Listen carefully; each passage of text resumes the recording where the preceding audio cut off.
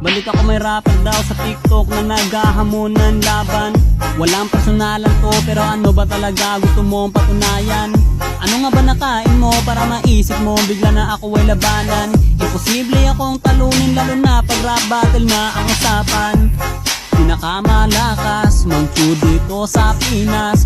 Bukod sa Anis Quintol, anli rin to mag-recall. Kaya di nyo ko kaya kahit pagtulungan pa ni Kapitan El sa mundo niya.